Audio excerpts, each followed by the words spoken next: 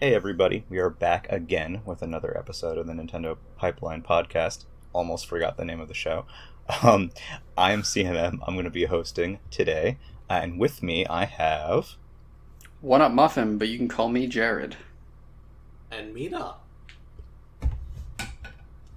Sweet. And today we have a very special guest. Could you introduce yourself? It's me. It's Drago again. I'm back. You're Welcome back. Back You're from here the with us ashes. for the E3 episode, right?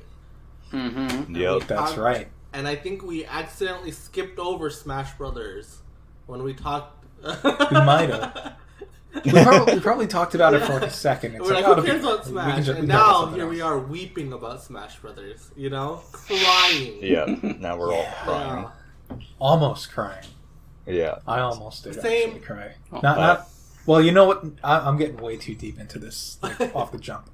So I'm gonna roll. Yeah. So... We'll get to the crying.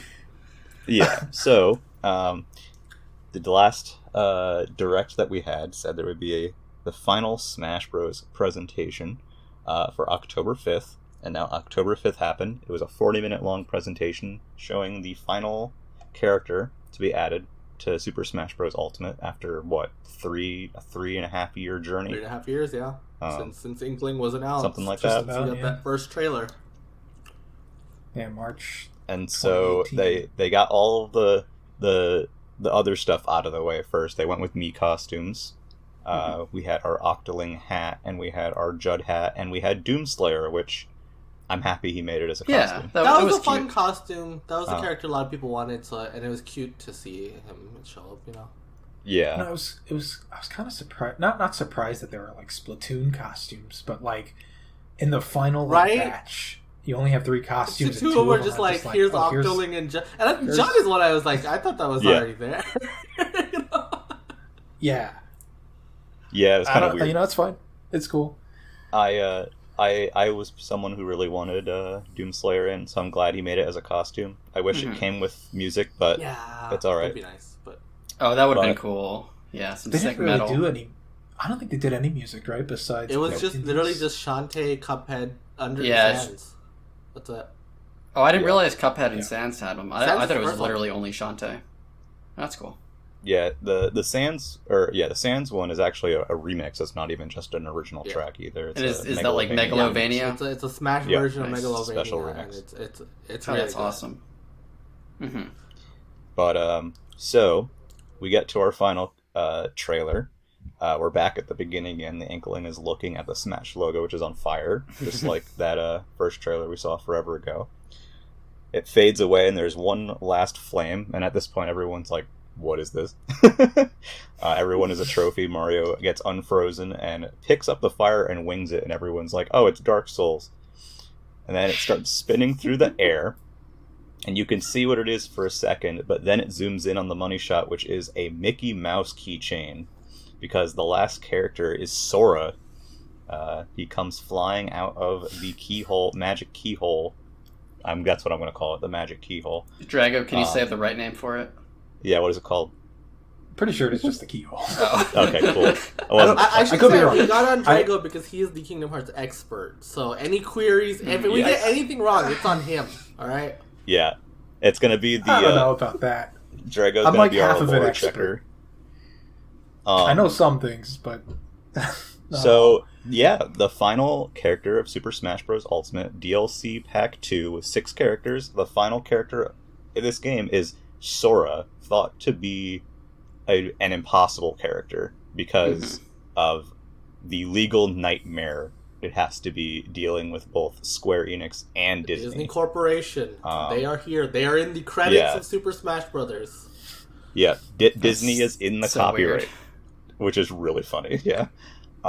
So yeah, Sora flew out in his Kingdom Hearts 1 look, floating around. And I guess that's a good jumping point because before we get into the moveset, what was your guys' reaction when you saw this? Well, first and foremost, can we talk about the trailer, the structure of the trailer? Because I thought it was brilliant. Yes. Right?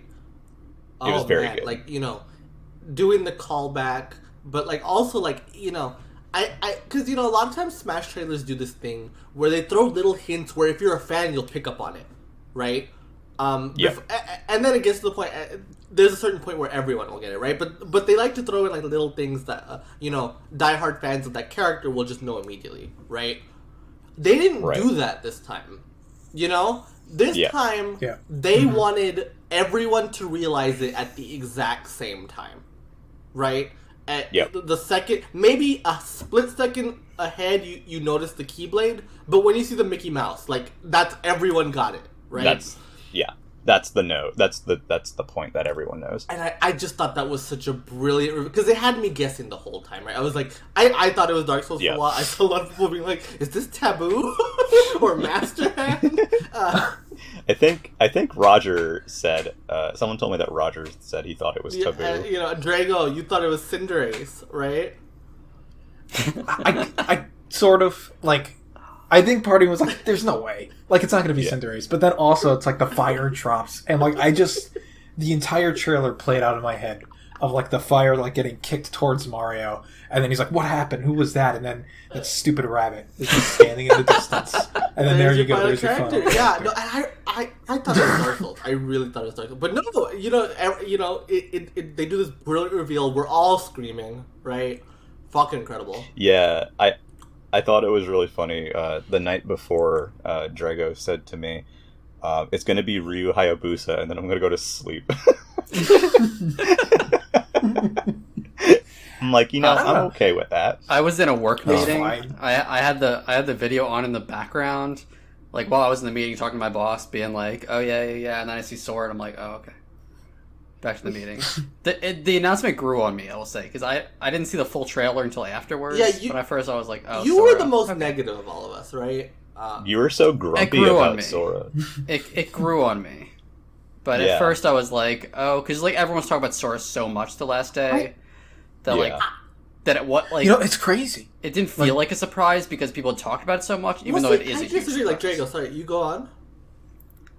No, I was saying it's crazy because it's like, I think this is, not including like any obvious leaks, right? I think this is the first time that like everyone was like expecting a character and then it actually happened. I really feel like, and this is part of why I think it's such a brilliant choice, and this has nothing to do with the choice, but it felt like we had collectively willed this into existence. That like I don't care about Sora. I was not one of those people, right?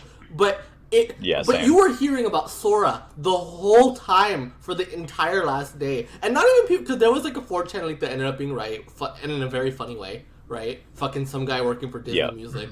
But I don't think that's why. I don't think that was the reason so many people were talking about Sora. I think there was. I don't think most people had saw the leak. I think most people were just legitimately like, "This is my last shot. I really fucking want Sora," right?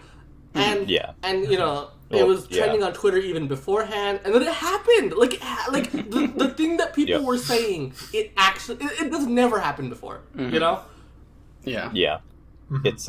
It's definitely one of the situations where he is a dream character.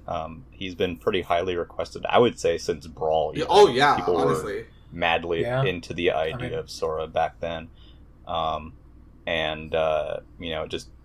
It didn't happen. No one ever thought it would happen because Disney and all the especially after people saw what happened with Cloud the first time around in Smash 4, where it was kind of just like there were 2 songs, and then honestly even more so after Sephiroth, because we're like, there's no way there's going to be another Square character at this point. We already had Cloud, with Hero, we already had just Hero. in the first match, we got I did not expect. So the fact that we got and there's no way. We got 3 Square Enix characters between the 2 passes is crazy, right? Like it really felt like because as soon as Sephiroth showed up, I had written off Sora, right? Because to me, back when the DLC first started, before Joker got announced, I had made a little friendly bet with someone that by the end of this we're gonna see Sora, right? But I said end of pass 1. I was wrong.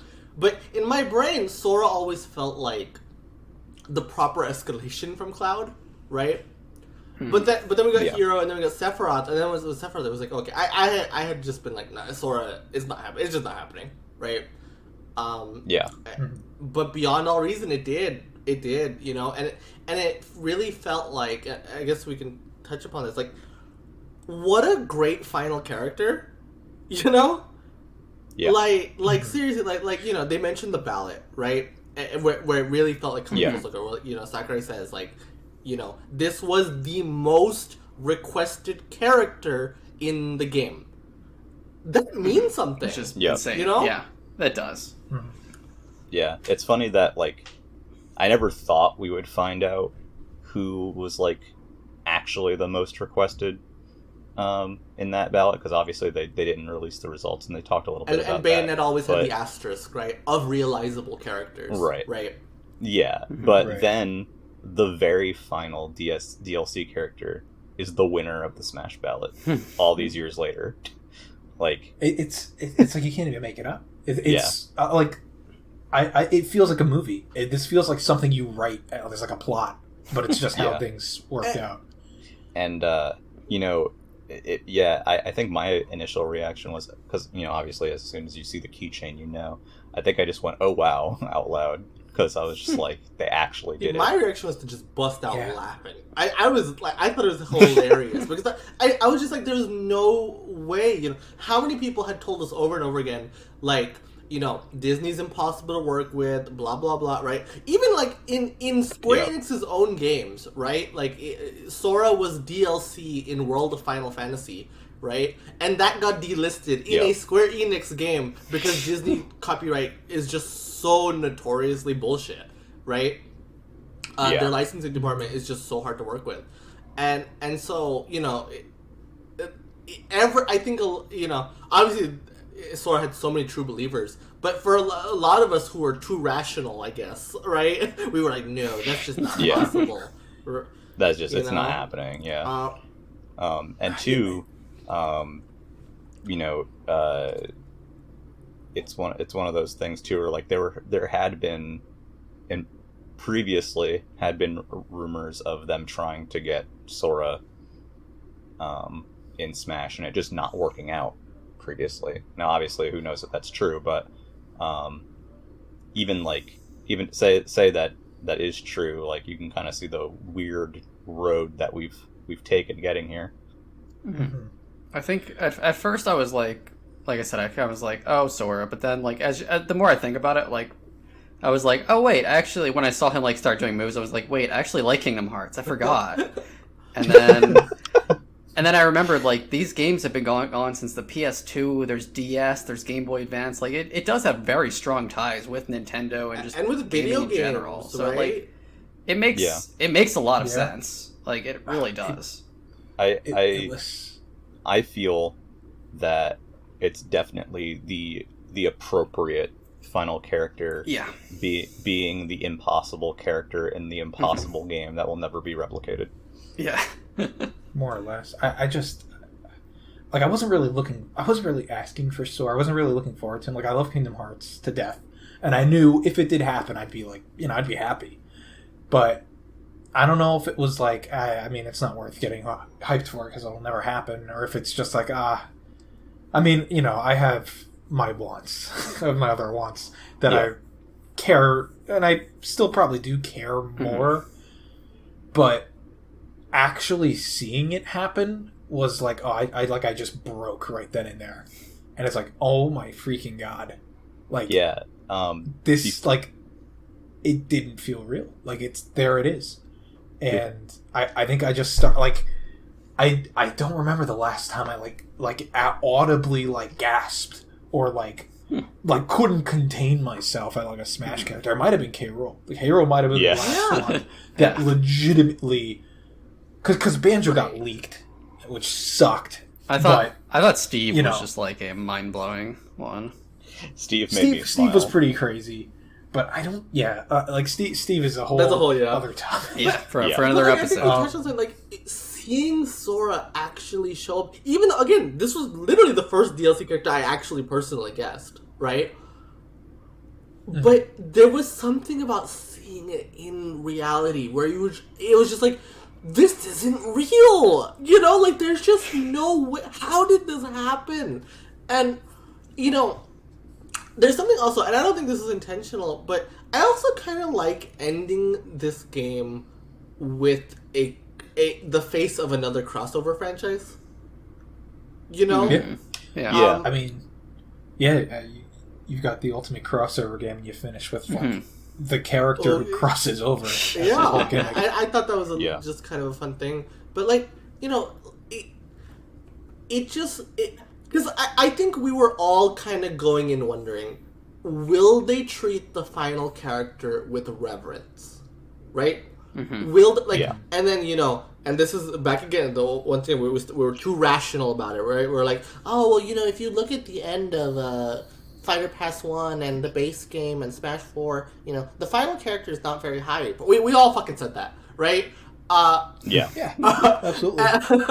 But no, like Nintendo, Sakurai, like they really did feel like they had to make a big deal out of this final character, you know? You know, I kind of felt it. Like, I didn't want to admit it because I didn't want to actually like get my hopes up. But like, I kind of felt it. Like, I felt like in the days leading up to this, like Sakurai kept tweeting. He's like, "I really want you guys to watch this. This is going to be like a big deal." You know, not exact words, but you know, he kept tweeting about it. He kept hyping it up. They called it like the final battle. Yeah. Right. Like the final Smash Ultimate show. Like, there was something about it where it's like, even if it is like just a random character, they're gonna prop it up. It felt like they were gonna prop this up to be something important because it is, you know. And like, I know you look back at this game, and how do you not end it with a bang? Absolutely. Yeah, I mean, Mina mentioned earlier how the trailer was designed so that you wouldn't be able to figure it out, and I prefer that. I've much preferred the trailer reveals that are like that keep you guessing. Or at least leave some room for interpretation. For example, when they did the Byleth reveal, as soon as you saw the Fire Emblem and stuff, you knew what was happening. Like 2 seconds. And then the trailer goes on. I'd love to reminisce on that one, but but I prefer the you don't know when they keep you guessing, right? And the what's misdirection, right? Where it's like, because like, I'll tell you where my brain went, right? I was like, first, like, you know, we saw Inkling, and my brain connected to the fact that we had, like, random fucking Splatoon costumes, and I was like, is it gonna be a Splatoon character? Like, are we getting, like, Pearl and Marina here or something? Right? And then, you know, and then you see, like, this weird, like, freeze frame on Zelda, right? So I'm like, oh, is it, like, a Zelda? Like, you know, are we getting, like, you know, Urbosa or someone? I don't know, right? And then the trophy shit happens, and that's when I'm like, this is when I kind of start, like, I'm like, is it like some meta thing? Like, is it good? That's what I did. I was like, is it Master Hand? You know, and some people thought it was fucking terrible. Yeah. And then finally the fire. Let me tell you though, that fire bit, that would have been a goddamn perfect Dark Souls trailer. If you have played Dark Souls, you know that would have been a fucking perfect Dark Souls trailer. And I kind of like that they went with that visual, because it's not a visual that you would necessarily be like, oh, that's right, yeah. You know, you are literally not supposed to know it's Kingdom Hearts until you see the Mickey Mouse, or if anything, like maybe a half second earlier if you notice the shape of the Keyblade. Yeah. But that's it. Like, yeah, you notice the Keyblade, and it's like subtle enough that like it takes a few seconds for it to sink in, but it actually sinks when in you when see you see Mickey's. the keychain. You know, because like the Mickey Mouse head, that is the most recognizable symbol in the world, right? It's just instant. Absolutely. You see it and you're like, I know what this is, right? And that's why it's such a brilliant reveal. And like, you know, so it was like the trailer, the lead up, like everything about this really felt like, oh my god, like Super Smash Bros. Ultimate. This is a big deal, you know? And I thought that was really fun. And two, the trailer also escalates from there because, you know, at this point you know what it is, but you're waiting for him to show up. And you see the keyhole being made, and you're like, come on. And then his head pops out, and everyone loses it. God. And then, like, that simple and clean orchestra. Oh, God. Yeah, it's great. For the rest of my life, every single time I hear that. That's the best part of the trailer. It's just like, wow. It's I like, am not a Kingdom I Hearts wish fan, that could be in the right? game. I am not. Like, not because I don't like it. It just, I haven't played many. Like, I played a little bit of one, and I enjoyed what I played, but I played that when I was like a kid, you know? It's been so long. But, like, even though I'm not a big Kingdom Hearts fan, that fucking orchestral remix of Simple and Clean is so emotional, man. Like, you hear that and you're, like, the heartstrings are being tugged, which is why it's also, like, the perfect, like, end to Smash 2, right? Because, like, it really makes you feel something. You start welling up because of that goddamn song, right? Mm-hmm. Yeah. Mm-hmm. So, I'd like to move the discussion a bit to the actual presentation of Sora. Yeah, Sora himself. Now that after all the shock, wore off, and Sakurai was like, eh? That was my bit. The next, so we look at Sora, and so Sora is very much based on his Kingdom Hearts 1 design, both moveset wise and look. Yeah. He has those like combo moves that you see in Kingdom Hearts 1. He has some magic stuff. He has some very wild characteristics and recovery that looks like a lot of fun. So as you all were watching the presentation in regards to Sora's moveset, how do you guys feel about how Sora has been realized into Smash Bros? Drago, this is your corner. I guess it's my corner. I think I was surprised that it was so heavily based on the first game. Mm-hmm. Not because I disliked the first game or anything like that, but I think I expected something that would like pull more from everything. Like not even just moveset, but like the stage, the music, the look, the main design, right? like everything. It is so Kingdom Hearts 1, right? Yeah. Right. Yeah. No, I mean, yeah, and like when you do like the dive into the heart, you see like all the other characters and stuff. But like Hollow Bastion is like that like climax world from the first game. Like the moves are mostly from the first game, the animation's mostly from the first game, but then you get like all the other costumes. Yeah. And I'm glad, like, because when I think of like Kingdom Hearts, like I think it's weird because like when I think of Kingdom Hearts combat, I think of like the flashiest combat like maybe ever. Like where just like crazy stuff is happening. Like I'm mostly like when I'm thinking of like boss battles and all the different moves that show up and different attacks. But I also think like air combos, like jump up in the air and just start like doing crazy like animations and attacks with the Keyblade. So him being basically like a total aerial machine and monster is kind of like exactly what I would have wanted, and just like how much he's able to combo in the air and like recover and move around, and like the things he was showing off where it's just like if he gets you in the air, it's like you're done. not done, right? I'm sure there's ways to counter it, but just like how far he's able to get away from the stage and just attack you, and then like I like audibly gasped when I saw like just how far he could go off the stage and back, right? Like it was like, oh my god, like this guy's a monster. And I really like because Sakurai had touched on something. He's like, a lot of the DLC fighters, like we've done just a lot of crazy shit, right? But Sora's simpler, like, but that doesn't mean he's less interesting, right? And so they made a way to like, Sora's going to be a very easy pick up and play character. If you know how to play Smash Bros, you're going to know how to play as Sora, right? But like it is just his his moveset still stands out as a very unique place, and like just everything about him, like he's still a very unique Smash character, and I'm excited to play as him, because the stuff he's doing in the air, I'm just like, what? I have not seen this in Smash Brothers, like this is crazy. Yeah. It's interesting because he has a lot of combos going on, which funnily enough is the last character of Smash 4, Bayonetta, was also built as a combo character. But there are two different implementations of that idea. I personally really dig that he has like 4 3-hit combos with a bunch of his like his neutral, his tilt, his aerial, and then his aerial forward. That looks very fun to me, and those animations I remember from Kingdom Hearts. Yeah, it makes sense though. Like that 3-hit combo is very is definitely like pretty iconic. And like when I first saw him do like the sword slashes, and you see like the the Kingdom Hearts particle effects. I think that effect looks really good there. I think the magic looks like the magic in the game. Like those. That was what stuck out to me most. Thing, right? It's got that where dump Jared, jump. you and I have not played Kingdom Hearts in years, right? Well, wait. I've played it more recently. Sorry. So I beat Kingdom Hearts 1 a few years ago, and I played half of Kingdom Hearts 2, which this makes me want to get back into. Sure, fair enough. But I have not played Kingdom Hearts in years. But it was this thing of, like, instantly recognizable to me, right? Like, it brought everything back. I was like, oh my god, like, I've played this game, you know?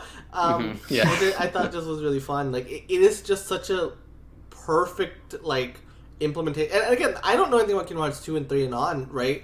So like, I was personally really happy to see such, like, the huge Kingdom Hearts 1 focus, just because for me personally it meant something, right? It makes sense on a nostalgia front. Like, Smash, I think, usually tries to go for, like, the most iconic stuff, and, like, Kingdom Hearts 1 was just, like, that was an event. Oh, yeah. Yeah. Like, so many non-gamers, like, you think of, like, games like Skyrim and Kingdom Hearts for, like, the games that, like, your non-gamer friends are, like, secretly super into. Yeah. I mean, you know, for me, again, I've only ever played Kingdom Hearts 1. I didn't really get into it. I don't like Kingdom Hearts very much. I call it Kingdom Farts at, like, every opportunity just for fun. I still think that this character is not only the perfect end, but also extremely well realized. And even, like, you know, for me, who's someone who's not progressed very far in Kingdom Hearts 1, there was so much stuff I saw that was like, oh, I remember that. Or like his jump, right? I was like, oh, that stupid jump. I know that jump. Like, that's perfect. Like, all that kind of thing. I think that's the best thing. That's the best part about it being, like, so Kingdom Hearts 1 focus, is it has that dumb fucking jump. And, like, it's, like, so silly in the game. So much. And personally, out of all of them, Kingdom Hearts 1 is the one I find the most interesting, because to me, that game is a Final Fantasy game with Disney characters and worlds, and then some of the sequels obviously have gone the Disney, you know, all over, but I feel like the first game is, like, is the purest realization of that concept. Yeah, I think that's fair. So, I mean, I don't think it's possible to really deny it. Yeah, if I'm being honest. I don't know. It kind of just leaves me like. I will say, I want to play Kingdom Hearts now. I want to go through the whole franchise. You know, I'd love to play it on my Nintendo Switch, and they got me very excited for a second about that. Yeah. Yeah. So, just to put that out there, if anyone missed it, the Kingdom Hearts games, 1.5 Remix, 2.5 Remix, and 3 and 2.8 are all coming to Switch, but they are... Oh, yeah, and 2.8. Don't forget 2.8. Yeah, don't forget that. Are all coming to Switch, but only through cloud streaming. I have never felt more deflated about an announcement in my life. Yeah. I have been looking forward to... Because, you know, 1.5 and 2.5 are fucking PS2 games, man. You know? These are not, like... intensive games, and I you know, the novelty of playing Kingdom Hearts on a handheld was very enthralling to me, you know, and so it was just it was deflating it's a cloud version. God damn it. Yeah, and it's very disappointing that's even an option now. There's some theories that, like, it has to do with potentially some sort of file size restriction. I'm calling bullshit. It sounds more like... I'm calling bullshit. It sounds more to me like Square does not want to do the optimization work necessary. That's what it said to me. Because, you know, a couple of people pointed out, well, if you don't say, you know, Kingdom Hearts 1.5 is like 50 gigs or something, it doesn't stop you from being able to just split it up into individual downloads or applications on a cartridge. And the thing is, 1.5 is like 23 gigs on PS3. So, I mean... Yeah, that's not... We have seen Switch games that are bigger than that, you know? But whatever. But yeah, it's just very disappointing. Yeah, it's very, very disappointing. I feel bad for Kingdom Hearts fans on that one. That was the quickest, like... Because at first I thought only Kingdom Hearts 3 was cloud, and I was like, okay, I'm not surprised by that. But then it was everything was Cloud. That would have made sense. See, 3 being Cloud, I'm okay with. That's a fair thing, right? Because that's a PlayStation 4 game. Like, you're not gonna fucking put that on Switch. It's just not possible, honestly, right? But no reason for 1.5, 2.5. But whatever. Alas. Yeah. Back to But anyway, can we talk about the stage? Ooh. Yeah. Well, before we get into that too, I just wanted to also mention we talked about this briefly, but Sora has the most intricate alternate costumes out of any character in the game, and besides Bowser Jr. Yeah. So he has his Kingdom Hearts 1 look as the default. Then he has Kingdom Hearts 2, Kingdom Hearts 3D, Kingdom Hearts 3, and then he has that special Timeless River one. What was Timeless River, where it's like the old school Mickey Mouse looking thing. And then he has some like other costumes from it's Kingdom like Hearts Valor 2 form as and his something else form. bonus. Yeah, Wisdom form. He even has 4 renders. Yeah. Like, he has a different render for each main costume. Oh, that's so cool. Which is also not something that's happened outside of, like, Hero. And Hero was separate characters, right? Like, this is one character, Yeah. like, getting 4 different fucking renders. Like, Bayo has 2, and, like, Cloud has 2, right? But, like, Sora has 4 fucking, like, different renders. They all look great, by the way. I love it, too, because each one is, like, recreating that original render. Or like that original pose. Right, except, you know, it's the Smash version, so it's his younger, like, Kingdom Hearts 1 self, right? But the outfit and the pose and everything is those games, right? And that's just a lot of fun. I was very impressed at seeing the alts. And something else I like too, in terms of the detail, is that on the UI you have the magic icons that look like the PS2 Kingdom Hearts 1 icons, and even has the taunt magic that doesn't do anything, but like that's funny. It's there. Yeah. So yeah, with that out of the way, let's talk about the stage. So the stage, a lot of people were wondering what the stage would be, and it is Hollow Bastion from Kingdom Hearts 1. You rise out of the sea and you fly around Hollow Bastion, and then once you get to a one-stock situation, or time starts running out, or a low energy situation if you're doing stamina, the stage switches. And what is the name of it, Drago? Dive into the Heart. Dive into the Heart. So it has that smoky background, and it has the stained glass looking platform, and then they have all the characters show up in the background, like a random character will show up out of a bunch of them. It's very so cool iconic. stage. Very cool stage. That looks gorgeous. Yeah, it looks gorgeous. It's the coolest transition. Like, that's, I think in the first game you see like the Disney princesses on there. So they replaced those with like the original characters from the game. But like the stained glass looks so cool, and that's just such an iconic Kingdom Hearts area. Yeah, and honestly, the thing about the stage to me was, I kind of just don't want to play anything about Kingdom Hearts except for Hollow Bastion, because I just think it looks really cool. That's like the takeaway. Hollow Bastion, it's such a cool stage, and like, you know, Smash, especially the DLC, has really loved to do the whole, hey, look at all the cameos in the background, right? This is the best version of that by far. It's not even close, you know? It's up there at least, because like has all the the stages, like gimmicks, like it recreates the actual stage in the game in the background with like the moving platforms. And, like the geometry looks all there. It's cool. Yeah. And it doesn't it's not like a Delfino Plaza. It doesn't stop on any of the places. It's just purely for the backdrop.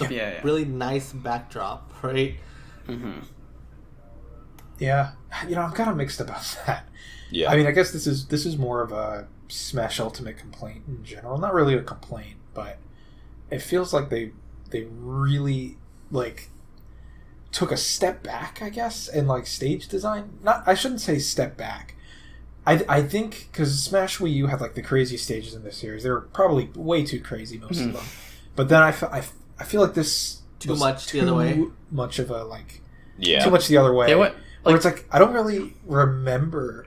I mean, I still think the stage looks great. I love Hollow Bastion. I love the music choices. I love the Dive into the Heart. But it doesn't really like you're just flying around. Yeah, Yeah, it's a very simple stage. Ultimate really base aimed a of the lot of its platform. features at competitive players in a way that I didn't expect Smash to ever do. Like even just like Right. choosing characters before you or choosing the stage before you choose the character is so weird to me. Yeah, and a lot of the like presentational stuff too that they did, like when you lose a life and the thing pops up on screen for a second to make it more like spectator. Yeah. But friendly. like, But I also agree, regarding the stage and kind of a lot of the stages that they've I added. do wish it was like a little bit more going on because it's a very simple, like it's literally just like a flat stage with like one middle platform, right? Mhm. Yeah. So it's It's really like Smashville, It is basically. really basic. But man, that dive into heart section is just so beautiful. Yeah. No, it is. Yeah. It is. I mean, look, I'm still happy. Yeah. You know, like I the stages are fine. I think it's like this isn't really a problem specifically Yeah. with Hollow Bastion so much as it's just like It's a trend overall, though. Hopefully- That like I will say the stages Yeah. in Ultimate have been disappointing. I will outright say that, you know. But Yeah. I also I do like in true Kingdom Hearts fashion, Kairi got shafted here. And she shows up, I think, on Sora's stage. Yeah, she's on He's Sora's diving stained into the glass, heart. but I just I that's thought that it. was funny. Like, Yeah. like Let's talk about the music for a second while we're here. So there are 9 tracks by default. None of them are new arrangements. Yeah. They're all from Kingdom Hearts 1. And if you have save data from a Kingdom Hearts Melody of Memory, there is a 10th song, which is what was it called? The dearly beloved swing wing version. version. That's right. Okay. Which sounds very cool. They put out a video with it. So you can get an extra song if you have those the save data from that, which is kind Can of I say that? I hate that. Yeah. Yeah, I don't I like fucking that. like you know this is the only new arrangement that Kingdom Hearts got, right? And it's locked behind. It is a new arrangement, right? Yeah. Sort of. I mean, I think it's ripped from Melody of Memory. but it's Yeah. created Sure. for the Okay. game. Yeah. But like Yeah. It wasn't made for right. Smash. But yeah. like locking that behind Melody, like and I'm a fucking idiot. Like I'm gonna go seek out this game now. So it's working. It's a fun game. Yeah, I think it's a great game. I'm looking for. I like rhythm games. I Yeah. like Kingdom Hearts music is good, so I'm looking forward to it. But like, man, this like they haven't done this before, right? Like I they've don't done think like so. No. I think there might have been some spirits. they've done it with left behind save spirits, data. but That spirits was- I think that's fine. I think that's a cute thing to me, right? But with music, And they eventually become available for everybody after like an update or with two. the music They thing, get added to the it just feels a rotation. little scummy to me personally. Yeah, I'm not a fan Yeah, of it's- that. I can understand having a music track with a Mii costume. I can understand having like bonus spirits if you have save data for something else. Not as wild about you needing save data for, Melody of Memory to have another song on the stage. Yeah, I think it especially sucks for people who like maybe they got like the PlayStation version because that's where they Yeah. had the rest of the series, and now you have the game but you can't get the song because you got it on the wrong platform. Yeah, Sorry. that's how I felt about that too. I'm like, man, that must suck for everyone who got this on PS4. And I mean, that's not their fault because it's not like you can foresee this kind of thing, Yeah, Um, can't get mad. Well, you can But- get mad, but but Not for like, that. there is one new arrangement, and that is the victory fanfare. They had Yoko Shimomura do an arrangement for Sora's victory, which is cute. I'm not familiar really with the Kingdom Hearts soundtrack, so I'm going to ask Drago, how do you feel about the selection of songs on Hollow Bastion? very happy. Like, kind of happy, right? Like, Yeah. I feel like if you have to stick to only Kingdom Hearts 1 songs, like, every single song on that track list is, like, I love them. Amazing. I've been listening to the songs all over again. But it is disappointing. I think this goes back to them focusing so hard on only the first game, because there was like an endless supply of incredible, like, even if you like completely ignore like the Disney worlds, like there are so many like killer battle themes. Like you could have copied and pasted the entire like Remind soundtrack, and you could have just been that, and I would have been like over the moon. Yeah. And I don't know, I don't know how much of this you can chalk up to like having. I think this is entirely. I don't know if thing. I honestly do. I think, Yeah, kind of smells like it. It could probably, but I mean, for what it is, I mean, I'm very glad that it's not two like PS2 midis. Yeah. Because I believe based off the directed stuff, they sound like the 1.5 versions, so they're gonna sound. I prefer those versions. They sound more full to me. And just the songs themselves, it's like throughout the whole presentation, like every time a new song played, I was like, oh. Yeah, I mean, I didn't even like entirely recognize all the music, but every time a new track would play, I'd be like, oh yeah, this is good, So the music is really. I mean, I feel like that is the most like agreeable thing about Kingdom Hearts. But that the music's amazing. But like, it's always that's the reason. Simple and Clean was not just for the trailer, like. To me, because everyone's focusing on like how can you have Sora without Goofy and Goofy and Donald. Donald. But to me, that didn't even bother me. Like, I don't care about that. But like to me, like Kingdom Hearts, Simple and Clean is fucking Kingdom Hearts. Yeah. I mean, and it's crazy that like we almost didn't get Dearly Beloved. Like I think that's why I'm not like super. I mean, it's dumb. It's dumb that they lock it behind like buying another game. But part of me is like, oh, I'm just glad Dearly Beloved's yeah. I mean, if there's one song that I as a non-Kingdom Hearts person would want in Kingdom Hearts DLC, it would be Simple and Clean, but I think we unfortunately all knew before this was even a thing that was not happening. I mean, it's a miracle they even got it for the trailer. I'm pretty sure. Right? Yeah, I'm pretty sure even when I was thinking, like, if Sora, like, because it's like on top of everything else, then you gotta go license like an Utada song. Yeah, and deal with Sony Music Japan or whatever. I will say, my main disappointment as someone who's not into Kingdom Hearts but just has really enjoyed the Smash DLC is that there's not any new arrangements in the stage songs themselves. Yeah. But I can also see that being tricky. I mean, it was the same thing with Dragon Quest, right? Like, Dragon Quest had just 8 straight rips. Except with Dragon Quest was even worse because they were MIDI songs, right? Dragon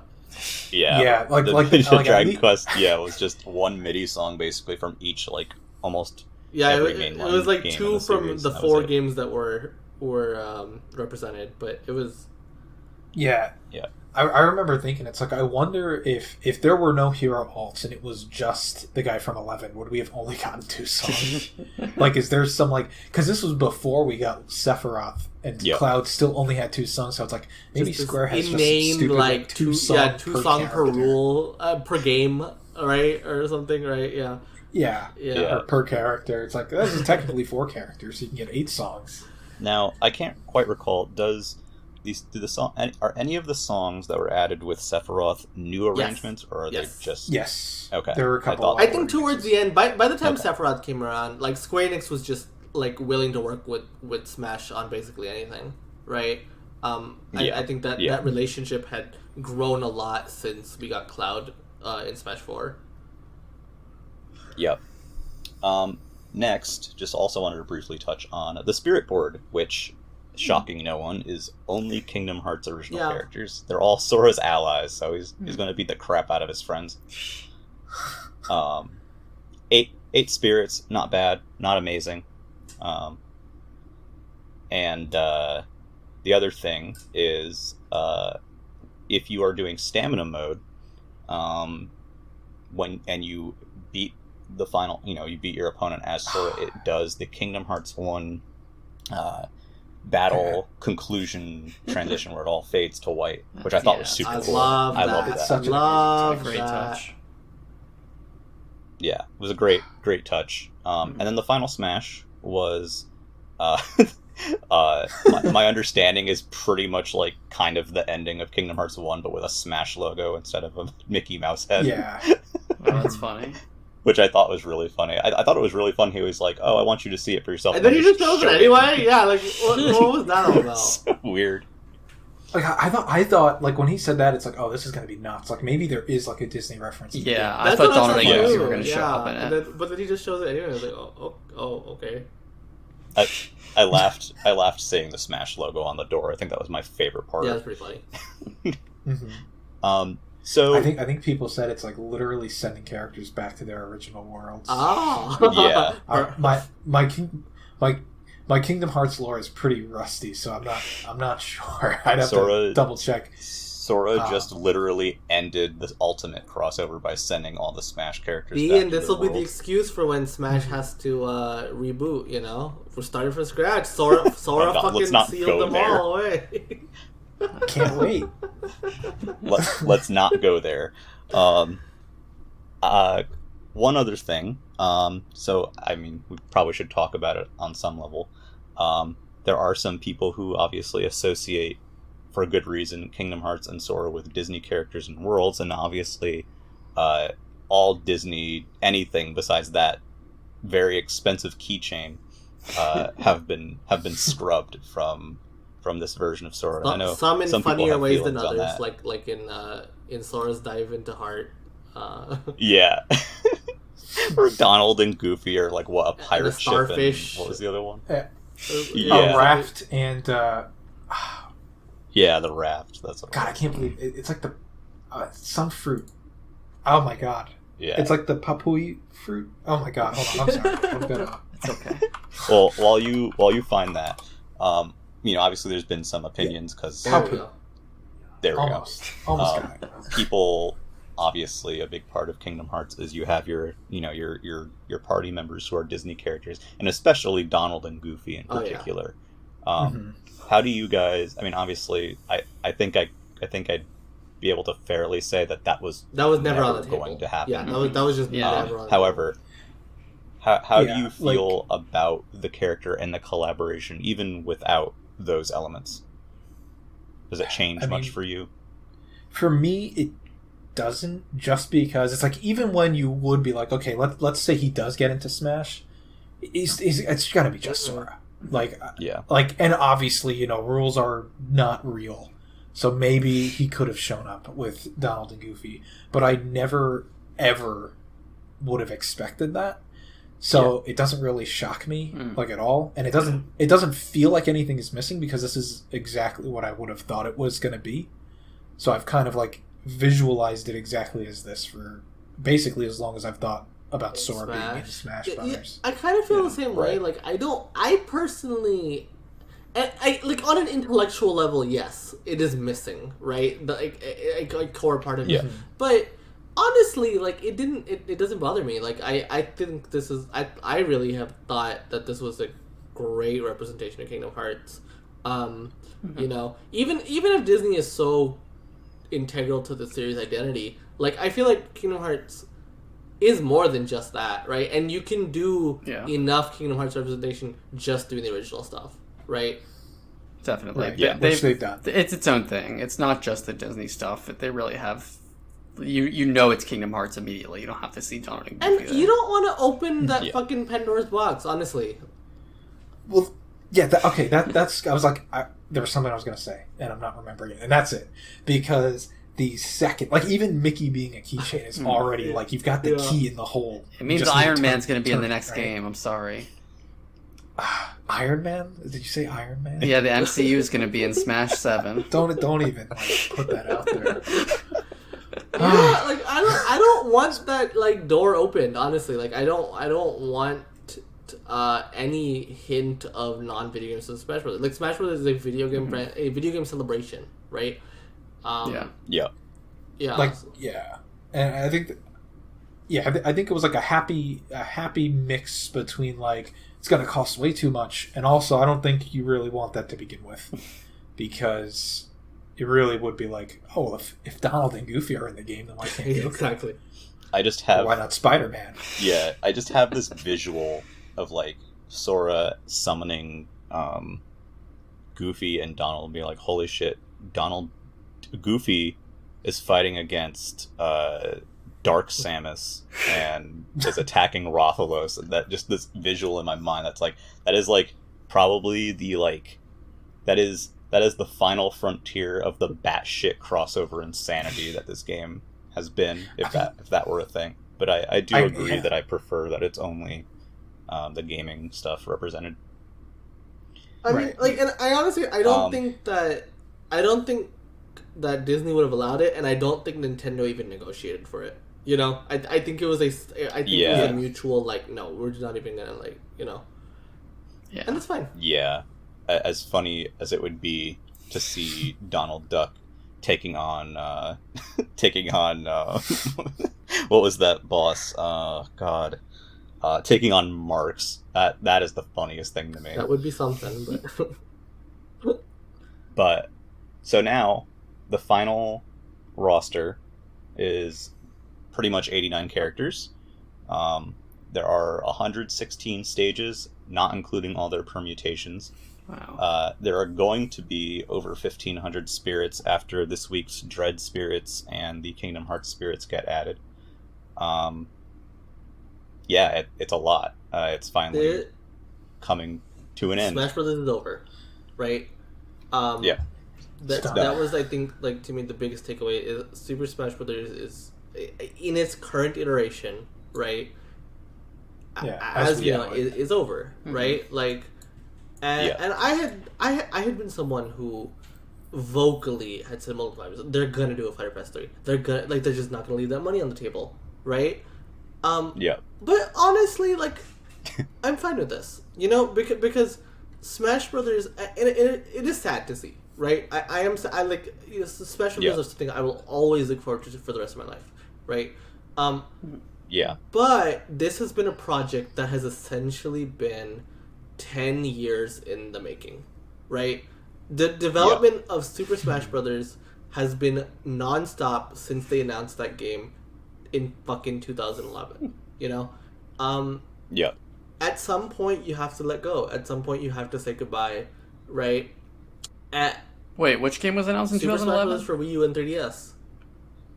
Oh, we're counting that. Yeah, I feel like it's fair to count that, because it has been a continuous development, right? And not even just a development, continuous news cycle, right? Like, in that entire 10-year span, the only time Nintendo did not officially mention Smash Brothers in some capacity was 2017, and we spent all of 2017 speculating about Smash for Switch anyway. You know? It's there in spirit. I mean, like, it's for another episode, but I think the future of Smash is exciting. Even though this this stage is, like, over, it's like a new stage is beginning. But this is truly a culmination, right? And you know, like, the game has lived up to its name, both its English and Japanese name, right? Like, this is the ultimate form of Smash Brothers, and it also shows you why Smash Brothers is special, right? It is the end of the miracle. Like, this is the miracle game with the miracle crossovers, and now it's over because eventually stuff has to end. And they were very careful to hammer that point in, like, 30 times. They did not want to leave the door open for more DLC, right? Yeah, they did not leave the door open at all. No, definitely not. Not that they couldn't if they really wanted to, but, like, they were pretty clear with their communication. Like, it almost felt like, I don't think, obviously it's not the end of Smash Brothers, but it kind of felt like it. It's like, it almost felt like this is it. Like, to me, it felt like the end of Sakurai's Smash, even though I don't even know if that's true, but that's what it felt like to me. Yeah, I don't think it's the end of Sakurai's Smash, but it is, like, it's not even just a culmination of Ultimate, like, the last, you know, it's been in development since the ballot, right? So 2015, right? It's not just the last 6 years. It's not just the last 10 years since Smash 4 was announced, but it is a culmination of the Smash Brothers franchise from its start to now, right? Because it's in 1998, I think, right? Something like that. And, you know, Ultimate's whole thing was everyone is here, right? And this was truly a celebration of the entire fucking franchise. Yeah. We had almost every single stage. Yeah, you know? Yeah. It's amazing. This truly was just like a culmination of 20 years. And... yeah. I you know... and that's why, you know, Drago said at the beginning, like, you know, he almost cried, and so did I, because, you know, like, man, this is such a big part of our lives, right? Yeah, I mean, because that's the thing is, like, I just went into this thing like, I mean, they're just going to reveal the character, they're going to talk about it and be like, wow, look at this. Sure did it, huh? Goodbye, you know? But then the whole thing, they kind of, like, just, they didn't spend too long, you know, reflecting on it, but just enough to really be like, Jesus Christ. Yeah. This is a game people are going to play for years and years to come. Like, even if there's like 4 more Smash Brothers games, there's always going to be a reason to come back to Ultimate, right? There will always be a reason to come back to Ultimate because this will truly never be replicated. You know, it's not going to be replicated. Yeah, like the roster alone is not going to be replicated. No. Ultimate bookends right now this entire initial era of Smash Bros. And it's kind of funny because we have Metroid Dread coming out in a couple days from this recording, and that game is going to be bookending the story from the end of the Metroid 2D saga, Metroid which is games. so weird. Yeah, for 35 years. Not that it's not going to continue and do other stuff, but like the main arc is ending. So we got 2 long-lasting series kind of closing a major chapter right now. I've said this multiple times. Other people have said it too. People in other fighting game communities wish that they could have the kind of DLC and content and support and attention to detail that Smash gets. Yeah. They like full stop. And obviously some fighting games get more DLC than Smash Bros, but the quality of the DLC and the insanity of the crossovers and the content in Smash is pretty much at the highest. It's the highest echelon of a gaming celebration. I don't think any fighting game will match. I'm just thinking of fighting games. Can you think of any like DLC that like matches the excitement that Smash gets? No. It's just not at all. It is a thing so unique to this franchise. Because each and every one of those 11 pieces of DLC was treated with such care, treated as a big deal every single time, right? Yeah. The DLC was much more than just, here's a character and a stage. It was a collaboration. Right, it was a huge event, and every single time, and that is a thing that is truly unique to Smash. You'll never see that with any fucking game, period. Yeah. So just want to say now, we are going to do an episode at some point that kind of goes through the roller coaster that was Smash Ultimate in kind of more detail in that whole journey, because I think it's something that's worth talking about, because again, it's never going to be replicated, and I think people are going to will remember this from many years from now. But for right now, I'd like to end on if there's anything that you guys want to say or share about Sora, anything that you're looking forward to in terms of playing as him. He's going to be out on October 18th, I believe. Yeah. Yeah. So does anyone have any last thoughts on Sora and the stuff that was in this presentation? We'll start with Jared. On the spot. Yeah, on the spot. Yeah, I mean, I'm excited. I buy every one of these characters. I usually buy them, play them like twice, and then put the game away. But I'm definitely very excited to try out Sora and definitely Hollow Bastion. And I love going back to Smash whenever a DLC comes out.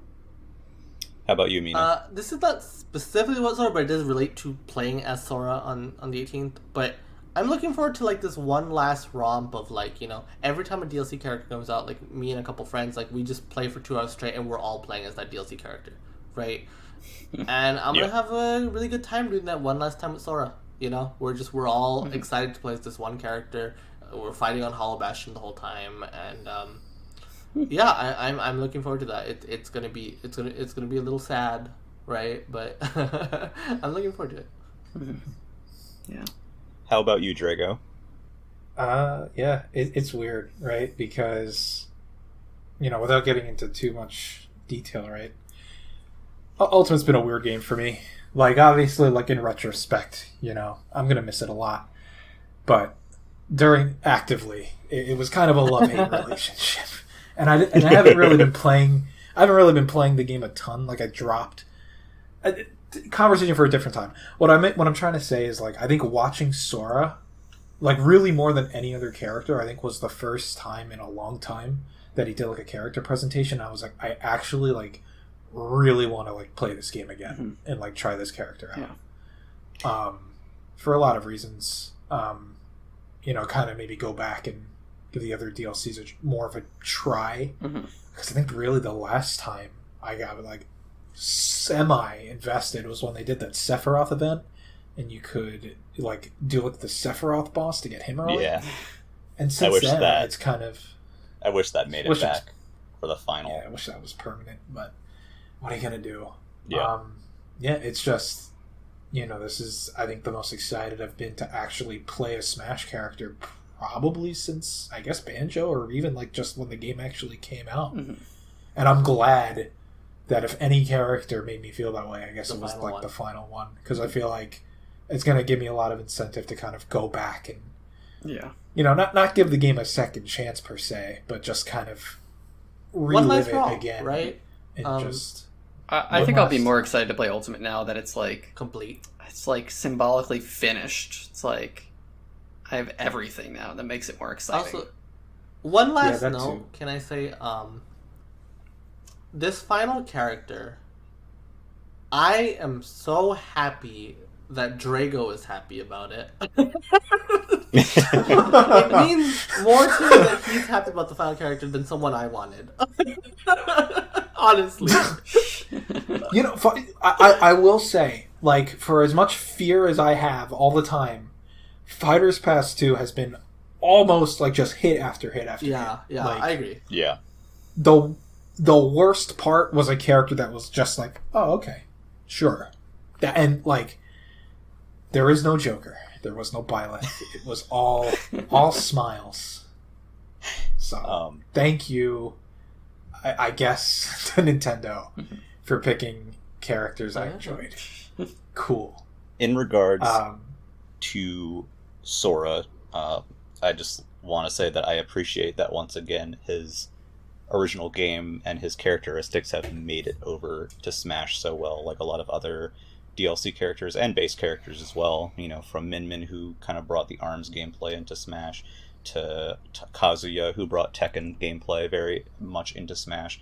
Sora feels like he is ripped out of his game and plopped into Smash, as he should be. I'm super stoked to see what people do with that side special that can chain 3 times and also work in parallel with his recovery up B, with a lock-on and all that crazy stuff going on.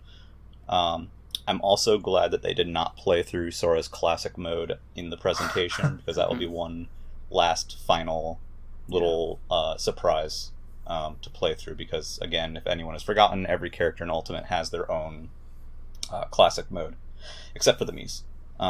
Which is so cool. So, I'm curious to see what they'll do with it. I'm very excited to check them out and see what people do with them.